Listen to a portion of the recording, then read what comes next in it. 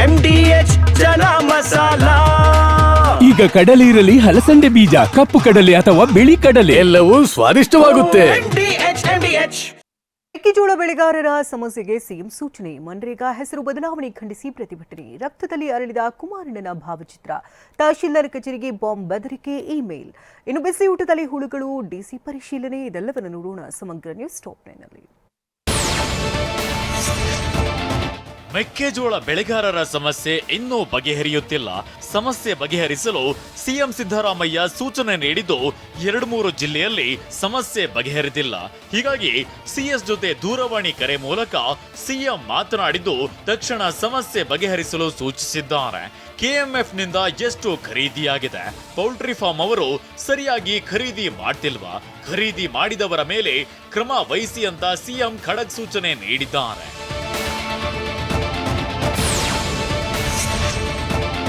ಮನ್ರೇಗಾ ಯೋಜನೆಯ ಹೆಸರು ಬದಲಾವಣೆಗೆ ಕಾಂಗ್ರೆಸ್ ವಿರೋಧ ವ್ಯಕ್ತಪಡಿಸಿದೆ. ಹೀಗಾಗಿ ಇಂದು ಬೆಳಿಗ್ಗೆ ಬೆಳಗಾವಿಯ ಸುವರ್ಣಸೌಧದ ಗಾಂಧಿ ಪ್ರತಿಮೆ ಬಳಿ ಕಾಂಗ್ರೆಸ್ ಸಚಿವರು, ಶಾಸಕರು ಪ್ರತಿಭಟನೆ ನಡೆಸಲಿದ್ದಾರೆ. ಸಿಎಂ ಸಿದ್ದರಾಮಯ್ಯ, ಡಿಸಿಎಂ ಡಿಕೆ ನೇತೃತ್ವದಲ್ಲಿ ಪ್ರತಿಭಟನೆ ನಡೆಯಲಿದೆ. ಸದನದ ಒಳಗೂ ಈ ಬಗ್ಗೆ ಚರ್ಚೆ ನಡೆಸಲು ತೀರ್ಮಾನಿಸಲಾಗಿದೆ.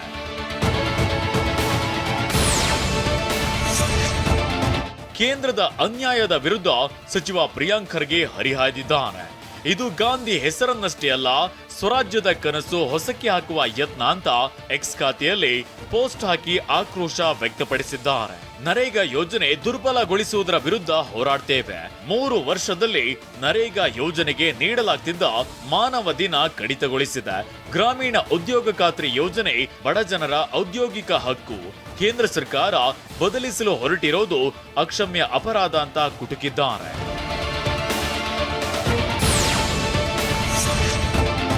ಕೇಂದ್ರ ಸಚಿವ HD ಕುಮಾರಸ್ವಾಮಿ ಜನ್ಮದಿನದ ಪ್ರಯುಕ್ತ ಅಭಿಮಾನಿಯೊಬ್ಬ ರಕ್ತದಲ್ಲಿ ಕುಮಾರಣ್ಣನ ಭಾವಚಿತ್ರವನ್ನ ರಚಿಸಿದ್ದಾನೆ. ಧಾರವಾಡದ ಪ್ರವೀಣ್ ಬ್ಯಾಳಿ ಎನ್ನುವ ಅಭಿಮಾನಿ ರಕ್ತದ ಚಿತ್ರದ ಮೂಲಕ ಶುಭಾಶಯ ಕೋರಿದ್ದಾರೆ. ಧಾರವಾಡ ಗ್ರಾಮೀಣ JDS ಯುವ ಘಟಕದ ಕಾರ್ಯದರ್ಶಿಯಾಗಿರುವ ಪ್ರವೀಣ್ ತನ್ನ ರಕ್ತವನ್ನ ಕಲಾವಿದನಿಗೆ ನೀಡಿ ಚಿತ್ರದ ಮೂಲಕ ಶುಭಾಶಯ ಕೋರಿಸಿದ್ದಾನೆ.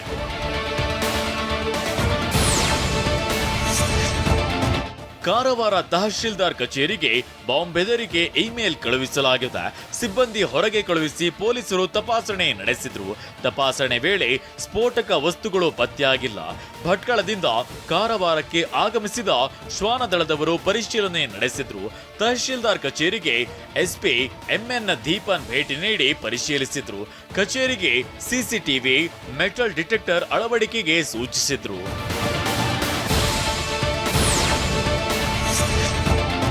ಶಾಲೆಯ ಬಿಸಿಯೂಟದಲ್ಲಿ ಹುಳುಗಳು ಪತ್ತೆಯಾಗಿದೆ.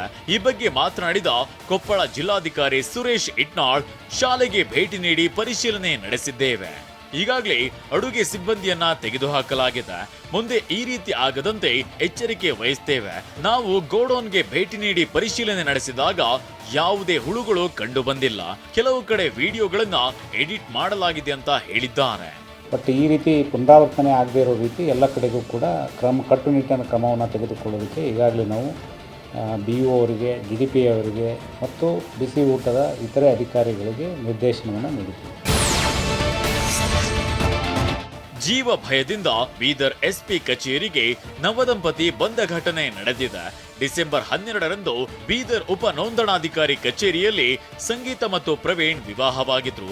ಪರಸ್ಪರ ಪ್ರೀತಿಸಿ ಮದುವೆಯಾದ ದಂಪತಿಗೆ ಜೀವ ಭಯ ಕಾಡ್ತಿದೆ. ಮನೆಯವರ ವಿರೋಧದ ನಡುವೆಯೂ ಪ್ರೇಮ ವಿವಾಹವಾಗಿದ್ರು. ಹೀಗಾಗಿ ಯುವಕನನ್ನ ಕೊಲ್ಲೋದಾಗಿ ಯುವತಿ ಸಂಬಂಧಿಕರು ಹೇಳುತ್ತಿದ್ದಾರೆಂದು SP ಕಚೇರಿಗೆ ಬಂದು ರಕ್ಷಣೆ ನೀಡುವಂತೆ ಮನವಿ ಪತ್ರ ಸಲ್ಲಿಸಿದ್ದಾರೆ.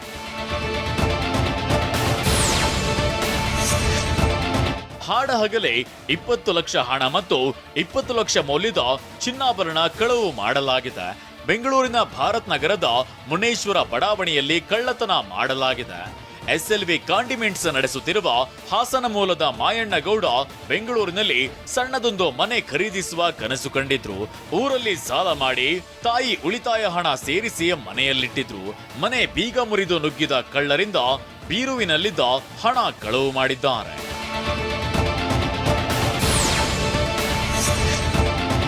ಮೊಬೈಲ್ ಕಳೆದುಕೊಂಡವರ ಮುಖದಲ್ಲಿ ಮಂದಹಾಸ ಮೂಡಿದೆ. ಉಡುಪಿ ನಗರ ಠಾಣೆ ಪೊಲೀಸರು ಕಳುವಾಗಿದ್ದ 60 ಮಂದಿಗೆ ಮೊಬೈಲ್ ಹಸ್ತಾಂತರ ಮಾಡಿದ್ದಾರೆ. 8,83,400 ರೂಪಾಯಿ ಮೌಲ್ಯದ 60 ಮೊಬೈಲ್ ಹಸ್ತಾಂತರ ಮಾಡಿದ್ದು 3 ತಿಂಗಳಿನಲ್ಲಿ 60 ಮಂದಿಯ ಮೊಬೈಲ್ ಟ್ರೇಸ್ ಮಾಡಲಾಗಿದೆ. ವಾಹ್, ಯಾಕೆ ಈಗ ಬಂತ ಸ್ವಾದ? ಖಂಡಿತ ಈಗ ಬಂತು ಅಸಲಿ ಸ್ವಾದ. MDH chunky chaat masala life ಅಲ್ಲಿ ಅಸಲಿ ಸ್ವಾದ ತರುತ್ತೆ. ಅಸಲಿ ಮಸಾಲ, ಎಸ್ ಎಸ್ MDH